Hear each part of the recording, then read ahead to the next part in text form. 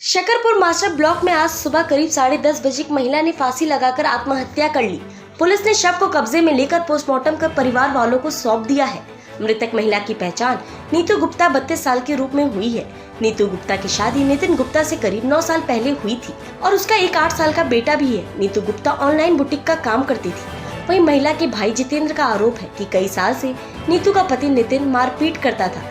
नीतू के भाई का आरोप है कि नितिन के परिवार वालों ने हत्या कर शव को लटकाया है। वहीं समाज सेविका अंजू शर्मा ने भी यही आरोप लगाया कि नीतू का मर्डर हुआ है। वह बहुत मजबूत महिला थी जो कि सुसाइड नहीं कर सकती। काफी टाइम से उसका पति और उसके ससुराल वाले उसे प्रताड़ित करते थे। उसने मुझसे कई बार अपनी सास और पति के बारे में बात की। जब मैंने उसे केस दर्ज करने के लिए बोला तो उसने बोला कि अभी उसके बच्चे की पढ़ाई चल रही है, इस वजह से उसने कहीं शिकायत दर्ज नहीं कराई। अब देखना यह होगा कि यह मर्डर है या सुसाइड। फिलहाल पुलिस मामला दर्ज कर जांच में जुट गई है। क्या नाम है आपका? मैं जितेंद्र गुप्ता बोल रहा हूँ। नीतू गुप्ता का भाई बोल रहा हूँ, जो नीतू गुप्ता मर चुकी है शकरपुर से। ठीक बोल रहा हूँ मैं। और ये नीतू को कई सालों से टॉर्चर करते थे, मारते पीटते थे।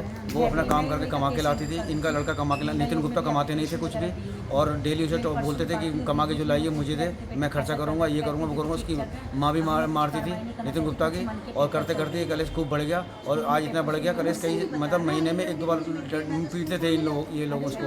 वो कई बार वो नवेड़ा अपनी मम्मी के पास जाती थी और हम लोगों को बोलती थी भैया मेरे को ऐसे मारा ऐसे मारा। कई बार उसके सर में चोट लगी। शकरपुर थाने में उसकी FRI कई 2-3 बार करा चुके हैं।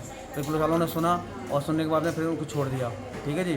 FIR की कॉपी पड़ी हुई है अपने पास? एप्लीकेशन उन्हीं के थाने के अंदर और भाइयों के पास है। मेरे सुरजीत गुप्ता भाई उनके पास हो गया, दिनेश के पास हो गई। और उसके बाद में आज मामला इतना बढ़ गया कि घर में झगड़ा हुआ, झगड़ने से मार पीट के और उसको पंखे पे लटका दिया और मार दिया उसको। उसका एक लड़का है नीतू गुप्ता का, मन नाम है, 7-8 साल का है वो, बस एक ही बच्चा है। मेरा नाम अंजू शर्मा है।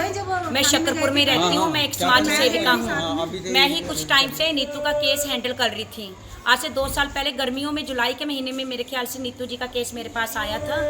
तो मैंने जब इनका केस हैंडल किया तो मुझे बहुत ही ज़्यादा अचंभा हुआ कि इनके भाई 2-3 बार पुलिस में ये केस करवा चुके हैं और पुलिस ने कोई कार्रवाई नहीं की। इस बच्चे के लिए मैंने अभी महिला योग में भी एप्लीकेशन दी थी और ये सितंबर के महीने में आई थिंक 10 दिन पहले मेरी नीतू जी से बात हुई थी। मैंने कहा नीतू बेटा क्या कहते हैं, आपने केस आगे बढ़ाना है, क्या करना है, मेरे साथ चलिए एक बार महिला योग में।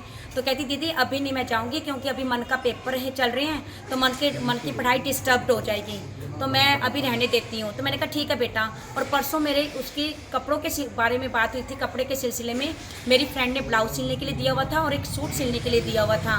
तो मैंने कहा बेटा आपने सिल दिया तो दे जाते हैं। तो कहती दीदी ये तरपाई रह गया सिर्फ शर्ट की, तो मैं ब्लाउज पकड़ा जाती हूँ। तो मैंने कहा बेटा आप परेशान मत होइए, आपने फास्ट भी रखा हुआ है, आपको चक्कर आ रहे हैं, आप कल दे जाना। हम नीतू के फ़ोन का वेट ही कर रहे थे और आज मैं सुबह उसको फ़ोन करने ही वाली थी 11-11:30 बजे के करीब कि नीतू बेटा अगर कपड़े सिल गए तो दे जो, आज कीर्तन है मनीषा जी के यहाँ। तो लेकिन इतनी देर में दिनेश भैया का फ़ोन आ गया। दिनेश भैया कहते दीदी नीतू नहीं रही। मैंने कहा क्या कह रही हो आप?